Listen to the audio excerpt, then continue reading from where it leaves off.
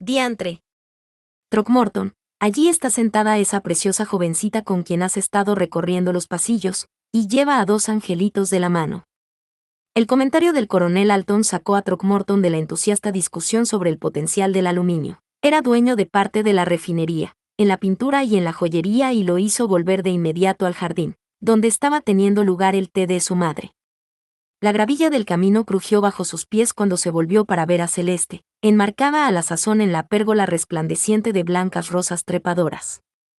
Y tan alejada de él como era posible estarlo en el vasto jardín principal.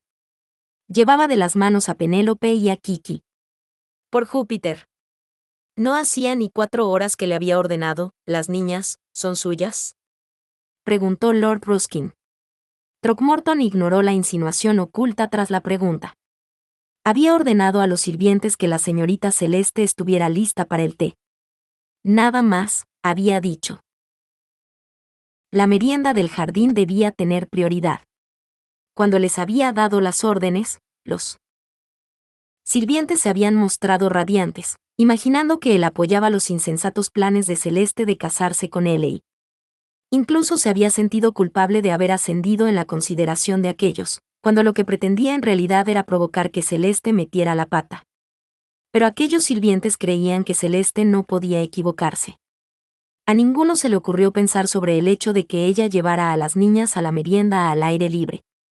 Bueno, Celeste no había hecho ningún daño a las niñas, así que quizá no fuera una espía. En cambio había llevado a la hija ilegítima de él y a la merienda del jardín para desfilar delante de la alta sociedad, en un intento evidente de arruinar el compromiso de aquel. Throckmorton no permitiría que sucediera tal cosa. Se volvió de nuevo hacia los caballeros con el tipo de sonrisa que asustaba a la servidumbre. Discúlpenme. Aunque hacerlo le produjo un escalofrío, palmeó el hombro de su secretario, que merodeaba en las cercanías. Stanhope puede ponerles al corriente de las demás maravillas del aluminio y de mis ideas sobre la expansión de la factoría. Stanhope hizo una reverencia a los caballeros congregados. Manejaba aquellas situaciones con aplomo, sin desentonar de los lores ni de los hombres de negocios londinenses con quien comerciaba Throckmorton. Muchísima gente, bueno, a decir verdad toda, disfrutaba más de la compañía de Stanhope que de la de Throckmorton. La gente era muy tonta.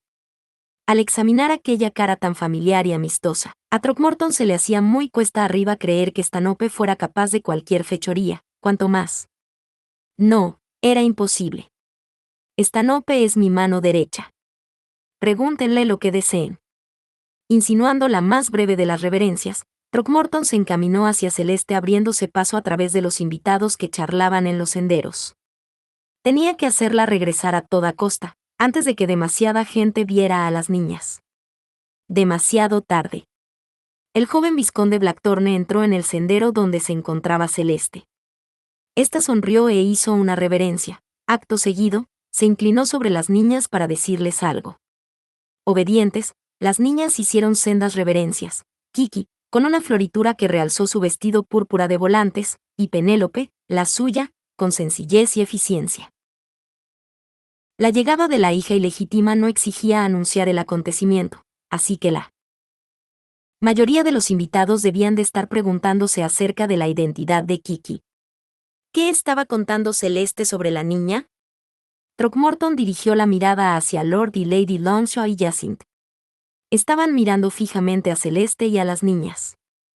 Aquel no era el momento de que descubrieran la existencia de Kiki, justo cuando no se sentían muy seguros acerca de los afectos de él. Por desgracia, todo el mundo especularía sobre ambas niñas y el motivo de su aparición. Los niños no asistían a los tés al aire libre. Esta era una actividad para adultos, llena de conversaciones de adultos y cocina para adultos. Buscó el auxilio de su madre con la mirada, pero estaba sentada en medio de sus amigas y le daba la espalda. Celeste y las niñas dieron unos pocos pasos mientras Blackthorne hablaba animadamente con ellas. El 2 veces viudo conde de Arrowwood saltó como una gacela por encima de un seto bajo para situarse en el sendero que transitaba Celeste. Tras intercambiar las reverencias de rigor, Kiki empezó a rebullir de impaciencia, tirando de la mano de Celeste. Penélope permanecía tranquila, ataviada con un práctico vestido azul oscuro y un delantal liso que eran un reproche a todas las gasas y encajes de los circunstantes. El pequeño grupo avanzó, ya con Lord Arbuthnot siguiendo también la estela de Celeste.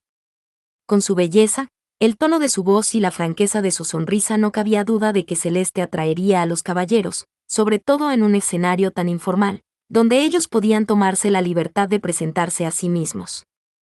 Throckmorton, que avanzaba por un sendero que discurría en paralelo al de Celeste, todavía no tenía intención de pasar de un camino a otro saltando setos, y no lo tenía fácil para interceptar a Celeste y a las niñas antes de que se metieran de cabeza en mitad de la fiesta.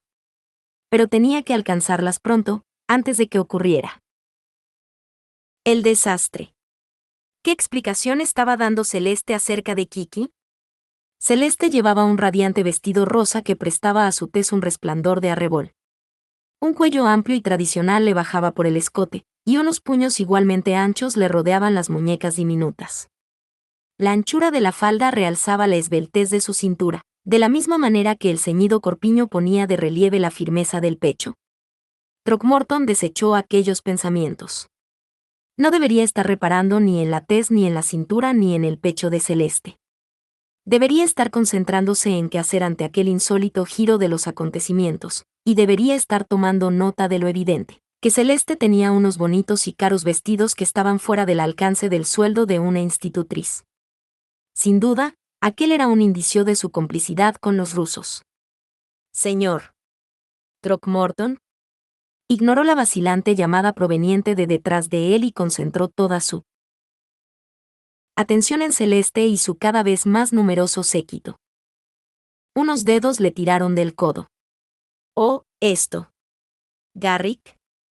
«¿Qué?», dijo bruscamente con impaciencia mientras giraba en redondo, y se encontró frente a Jacinthe. La joven retrocedió sobresaltada ante el tono de Throckmorton. Tenía los ojos del mismo color cárdeno que los jacintos. «Ah, Lady Hyacinth. Demasiado frágil», pensó. «Demasiado fácil de herir. Voy a matar a mi hermano. Lo siento». Tenía la cabeza en otra cosa. «Sí, estaba siguiendo a esa chica», dijo Jacinthe atropelladamente. «Pensé que tal vez podía acompañarlo». Otra complicación más en un estado de cosas ya de por sí complicados, se dijo Throckmorton. «¿Por qué?». Jacinthe pareció desconcertada. «Bueno, pensé que podía unirme a los demás jóvenes, en lugar de quedarme con mis padres». Claro. No tenía tiempo para disuadirla de lo contrario. Una idea estupenda. Y lo más probable era que ella necesitara distraerse de las preocupaciones que le ocasionaba su compromiso. «Cógete de mi brazo». La chica obedeció con una sonrisa. «Gracias. Adoro a mis padres, pero a veces son bastante aburridos. Pero me confían a ti, porque eres», se detuvo, con los ojos abiertos y horrorizados. Throckmorton la obligó a avanzar a una velocidad considerable. «Casi tan aburrido como ellos», concluyó ella. Por alguna razón el juicio de la chica lo molestó, aunque ignoraba la causa de que fuera así. Lo enorgullecía ser pragmático, no podía quejarse de que una jovencita tonta lo considerara tedioso. Por delante de ellos, Lord Featherstone se paró tambaleándose frente a Celeste. El padrino de Ellie se las daba de viejo libertino y se creía irresistible para las chicas. Estas, a su vez, lo consideraban inofensivo e incluso lo animaban, mientras Lady Featherstone ponía los ojos en blanco y hacía comentarios acerca de los viejos ridículos. Celeste escuchó algo que le decía el anciano, luego hizo un ademán hacia las niñas y le dio algún tipo de explicación. Lord Featherstone retrocedió con una reverencia, y en sus labios arrugados se dibujó una sonrisa atribulada. Celeste había seducido a otro, incluso mientras se deshacía de él. «Vejestorio estúpido», musitó Throckmorton. Jacinthe ignoró el comentario con la vista fija en Celeste. «Es tan bonita». «¿Quién es?». «Es la señorita Celeste Milford. Acaba de volver de París». «Claro. Eso explica su elegancia». La voz de Jacinthe se tiñó de admiración. Su ropa no es la más apropiada para Gran Bretaña, pero nunca había visto a otra chica con ese brío. Vaciló un instante. Si yo pudiera ser tan atrevida, hermano. He oído que ella goza de tu aceptación. Throckmorton flaqueó por culpa del alivio que sintió. Así que había hecho una cosa bien.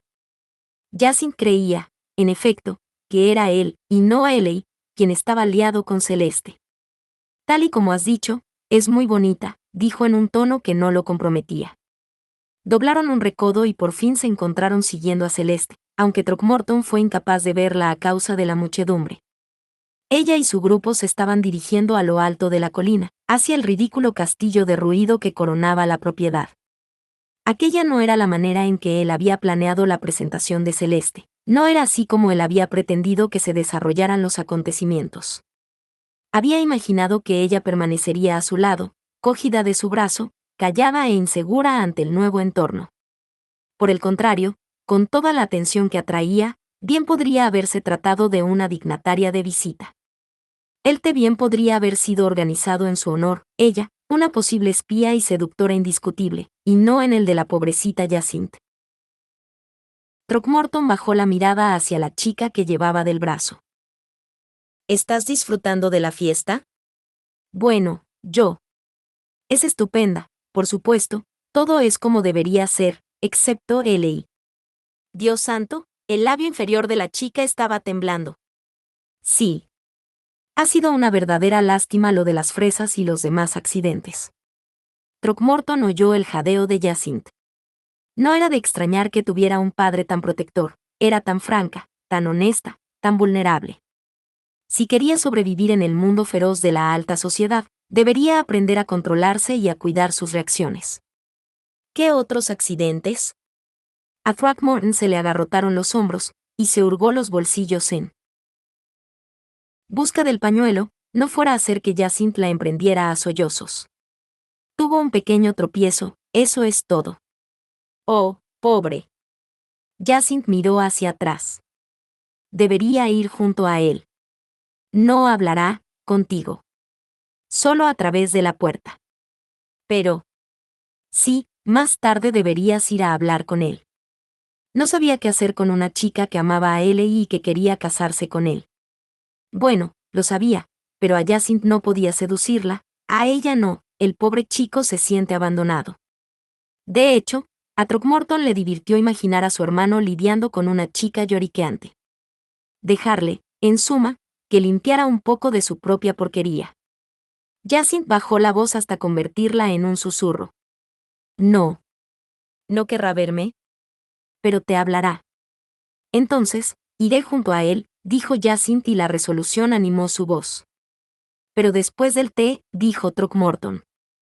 Al fin y al cabo, esto es en honor tuyo. Mientras subían, perdió de vista al pequeño grupo que rodeaba a Celeste. Al doblar una esquina, vio que el sendero estaba vacío, pero desde algún lugar cercano se oyó un grito de alegría. Un columpio. Jacint parecía tan excitada como Kiki. Me encantan los columpios. Throckmorton cayó en la cuenta de que la chica no se había alejado demasiado de la infancia. Jacint se separó de él y echó a correr por el camino adelante. Situado en una explanada entre dos pedregales y colgado de un resistente armazón blanco bajo la sombra de unos árboles, el columpio formado por una tabla y unas cuerdas constituía el sueño de cualquier niño. Para Throckmorton era un vivo recuerdo juvenil. A esas alturas Kiki, con sus rizos rubios, sus grandes ojos azules y su piel cetrina, ya lo había requisado. ¿Qué explicación había dado Celeste acerca de la niña?, volvió a preguntarse Throckmorton. Arrugó el entrecejo ante la visión de Penélope, quien, parada a un lado del columpio con las manos cruzadas por delante, esperaba pacientemente su turno. Él. Pelo castaño y lacio y la mirada franca de los ojos castaños hacían que se pareciera a él. Pero también se parecía a su madre, de quien había heredado la piel blanca y suave y la figura esbelta y elegante.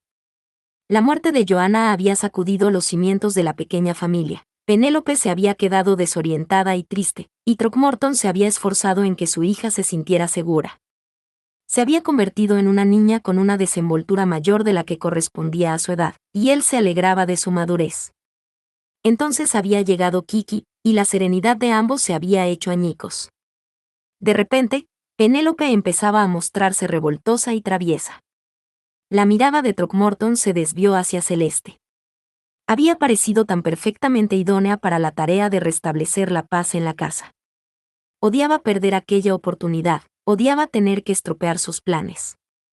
Pero, aunque no fuera una espía, seguía siendo una sirena. Aparecieron más hombres y mujeres jóvenes, que pasaron rozándolo por su lado rumbo al corazón de la fiesta. Hacia Celeste. Celeste se colocó detrás de Kiki y le dio impulso. La niña huyó de alegría al elevarse en el aire con las faldas revoloteando alrededor de sus rodillas. No lo hagas nunca así, proclamó Celeste, y paró a la niña. Sometió la tela con fuerza alrededor de Kiki. Jacinthe corrió a ayudarla, y Throckmorton vio que Celeste le decía algo y que Jacinthe se echaba a reír. Celeste había seducido a otra alma cándida, pero a Jacinthe, no. Eso no ocurriría jamás. ¿Qué le estaba contando a Jacinthe acerca de Kiki? Throckmorton empezó a dirigirse camino del columpio. Jacinthe impulsó entonces a Kiki, y la hija de Eley volvió a chillar. Celeste observó la escena un instante, luego cogió a Penélope de la mano y empezó a caminar hacia él. Su mirada se encontró con la de Throckmorton. Celeste sonrió. Pero Throckmorton no se había percatado de que Celeste sabía que él se encontraba en las cercanías. Al igual que el resto de los hombres, iba vestido con chaqueta y pantalones oscuros y había estado siguiendo a la multitud a considerable distancia. Y Celeste no había aparentado verlo en ningún momento. En ese instante, actuaba como si lo hubiera sabido desde el principio. Fuera por una conciencia brillante y natural o por la preparación recibida de un maestro de la inteligencia o por ambas razones a la vez, el caso es que Celeste se daba cuenta de que todo aquello giraba en torno a ella. Si todavía no trabajaba para los rusos, a Throckmorton le gustaría contratarla. En realidad le gustaría hacerle muchas cosas él mismo. Papá. Al verlo, Penélope sonrió encantada y le cogió de la mano. Su interrogatorio a Celeste podía esperar un poco. Devolvió la sonrisa a su hija y le apretó los dedos. Hija. Mirarla era como mirarse a un espejo. En un tono radiante y risueño, encaminado a atajar la cólera de Throckmorton, Celeste dijo: Supongo que tiene intención de reprenderme por presentarme a las niñas. Cuando había ordenado que no lo hiciera. Di esquinazo a los otros sirvientes y en ningún momento supieron lo que estaba haciendo, así que limítese a reprenderme a mí. Como si reconociera su doblez, Celeste le dedicó una abierta sonrisa pletórica de hoyuelos. Lo cierto es que sería una espía magnífica, por lo que, quien le ciñera la soga al cuello, habría de ser un verdugo insensible. Quería la suerte que él hubiera sido descrito en múltiples ocasiones como insensible. ¿Por qué has traído a Kiki? Preguntó. No podía traer a Penélope sin Kiki. Evasivas. Miró a Celeste con gesto adusto. ¿Y por qué has traído a Penélope? Es una larga historia. Celeste acarició la mejilla de la niña con un dedo. Parece que llegué al cuarto de las niñas justo a tiempo. Lo siento, señor. Throckmorton va a tener que contratar a una nueva niñera. Clavó la mirada en Celeste. No parecía un espía ni una revienta esponsales. Bajó la mirada hacia su hija, que esperaba tranquila y en silencio a que la historia de Celeste fuera oída. Una nueva niñera, dijo Throckmorton. Cuando llegué a la habitación, estaba atada a una silla, mientras las niñas saltaban a la comba por los rincones. Atada a una silla. Al temor de que su secretario fuera un traidor y de que su hermano quisiera romper su compromiso, se sumaba el que su hija atara a su niñera a una silla. ¿Y en cuanto a Celeste? Celeste era demasiado hermosa, vestía demasiado bien y era demasiado inteligente. Penélope, ¿dejaste que Kiki atara a vuestra niñera a la silla? En realidad fue idea mía, confesó la niña sin rebozo. Kiki es una inútil haciendo nudos. Al mirar a su hija, Throckmorton vio un destello de algo. ¿Qué era lo que solía decir la madre de Throckmorton? Si lo que buscas es a un pícaro, él es él. Idóneo. Si lo que quieres es una barrabasada bien hecha, acudes siempre a Garrick. Pero Penélope nunca había sido así. Levantándose los pantalones, se arrodilló junto a su hija. Penélope Ann, nunca más debes volver a atar a tus niñeras. Pero, papá, no nos dejaba salir porque decía que estorbaríamos en los preparativos para el té, y no nos dejaba saltar a la cama dentro porque decía que le daba dolor de cabeza. Penélope parecía creerse la voz de la razón. Tienes que admitir que son unos motivos muy endebles para no permitirnos saltar a la comba. Throckmorton levantó la mano. Atar a alguien porque no te deja hacer lo que quieres no es una razón lo bastante buena. Penélope se puso en jarras. Entonces, ¿por qué me enseñaste a hacerlo? Throckmorton oyó la risa disimulada de Celeste, pero mantuvo la atención en su hija. Para el supuesto de que viniera gente mala e intentara llevarte. Pero solo en ese caso, Penélope.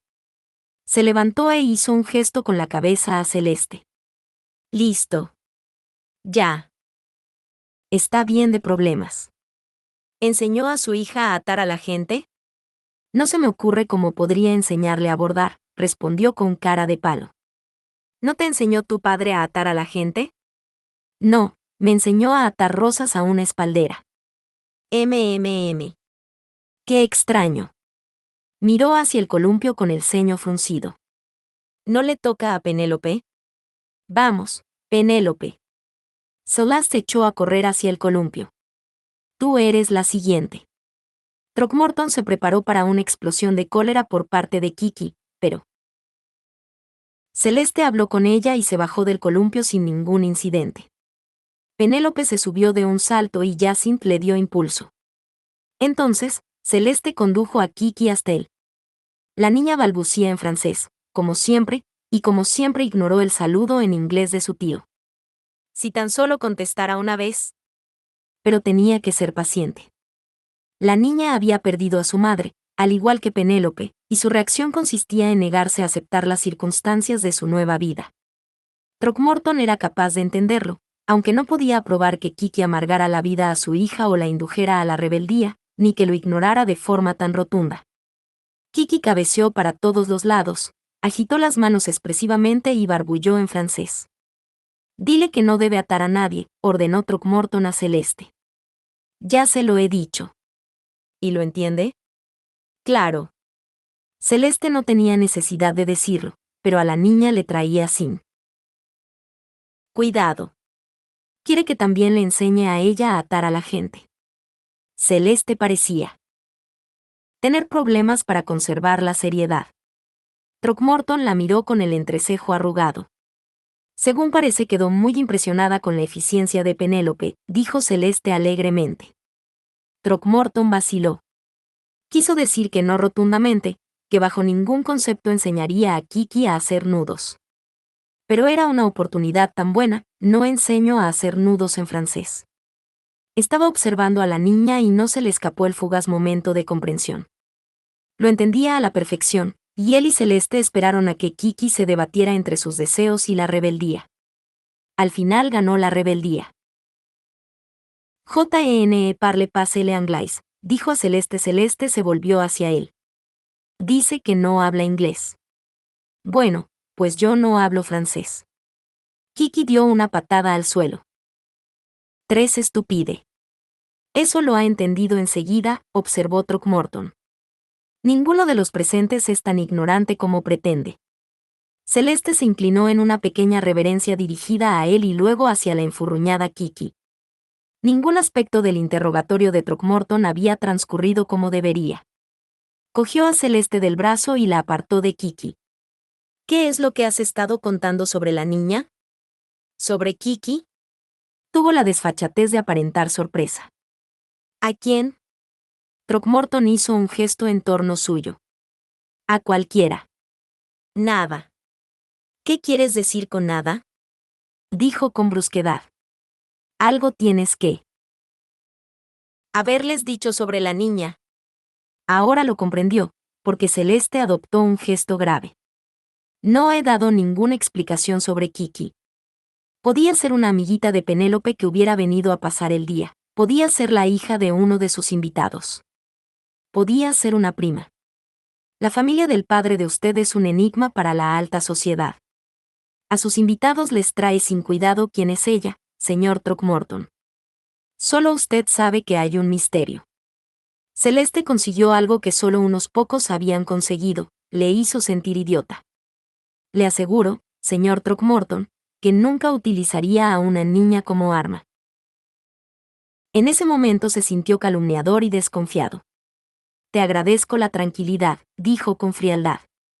Entonces, se dio cuenta de que todavía tenía una seducción pendiente, y de que Celeste lo veía ya con muchísima menos parcialidad que la noche anterior. Así que añadió, y me disculpo por mis injustificados recelos.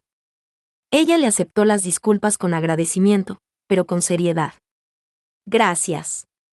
Bueno, este es un momento tan bueno como cualquier otro para decirle que voy a pasar toda la noche en la habitación de las niñas. Y que también dormiré allí. Throckmorton no había planeado las cosas de aquella manera y estaba harto de que lo frustraran. Asistirás a la cena de esta noche. ¡Qué declaración tan imperativa!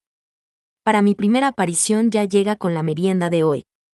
A Throckmorton le dio la impresión de que Celeste lo había manipulado todo de manera deliberada, llevando a las niñas como distracción y creando una atmósfera informal y jovial que disuadiera de cualquier conversación en profundidad. Lo estaba irritando. Aquel era el primer acto social oficial de Celeste en Whitehall, no debería mostrarse tan desenvuelta. Y no debería decirle a él que era lo que había que hacer. No le incumbía hacer planes.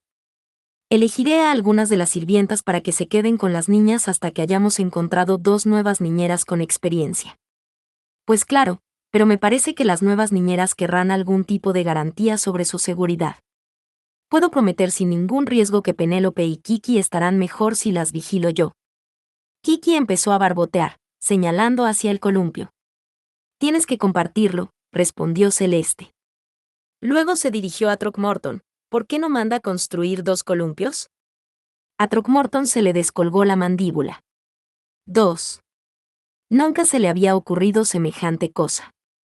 Nadie debería tener que compartir un columpio, dijo Celeste con seriedad. Saber que tu placer es limitado y que está controlado por otro empaña la experiencia. Y le da un gusto amargo a la dicha de columpiarse. Se la quedó mirando fijamente. Estaba parada entre las ramas de un sauce que la enmarcaban, una pragmática soñadora vestida de rosa. El pelo, trenzado y recogido en lo alto, dejaba al descubierto el cuello, donde unos pocos zarcillos sacudían la piel. Sus ojos avellanados, rasgados hacia arriba, estaban vestidos con unas generosas pestañas que coqueteaban sin propósito. Tenía las orejas pequeñas y delicadas, la nariz era chata y respingona, los labios. Él los había besado la noche anterior. Había hecho un buen trabajo con ellos, de la misma manera que hacía un buen trabajo con todas las tareas que realizaba. Pero no había reconocido todavía lo mucho que había disfrutado al hacerlo. Para ser una seductora, Celeste besaba con una notable falta de pericia. Se había aplastado contra la pared y había dejado que sus manos le colgaran a los costados, como si no supiera qué hacer con ellas. Lo había besado con la boca cerrada, y cuando él utilizó la lengua, ella había pegado un respingo, y había gemido. La había besado en el cuello, más que nada por ver si era capaz de arrancarle alguno más de aquellos pequeños sonidos. Lo había conseguido. Párvulos sonidos de placer, lo que más halagaba a un hombre. Y mientras que la mayoría de las mujeres sabían a polvos compactados y a perfumes acres, ella sabía a carne fresca y limpia y a sueños de un enamorado. Durante un instante, tan solo uno, había deseado tomarse más libertades, y besarla en la curva de su pecho y deslizarse por su brazo hasta posar los labios contra el pulso de su muñeca. El sentido común hizo acto de presencia. Con Garrick Stanley Brackenridge Throckmorton III el sentido común siempre hacía acto de presencia. Debía de haber fijado su mirada sobre ella demasiado rato porque Celeste desvió la mirada, luego miró hacia atrás y un color a juego con el rosa de su vestido resplandeció en sus mejillas. Algo no va bien. La voz de Celeste sonó bastante débil, como si supiera exactamente lo que no iba bien pero se negara a considerar la verdad. Porque, claro estaba, ella amaba a Ellie. El conocimiento le dejó a Throckmorton un regusto amargo en la boca, y entonces cayó en la cuenta de que era el momento perfecto para seguir con su plan. En absoluto. Inclinó la cabeza. Tan solo contemplaba tu belleza y me sentía bastante, se fue callando como si fuera incapaz de formar las palabras. Celeste enrojeció aún más y se puso a mirar a cualquier parte excepto a él. Throckmorton habría dicho algo más, pero Kiki los interrumpió con una feroz algarabía en francés. El alivio de Celeste fue tan intenso como la irritación de Throckmorton. Celeste respondió a la niña en francés y después lo tradujo al inglés. Ya es hora de que Penélope se baje, pero también de que suban otras personas. ¿Qui? Preguntó la niña. Celeste miró a Throckmorton y se vengó por sus sospechas. El señor Throckmorton, por ejemplo. Throckmorton se puso tenso y la miró con hostilidad.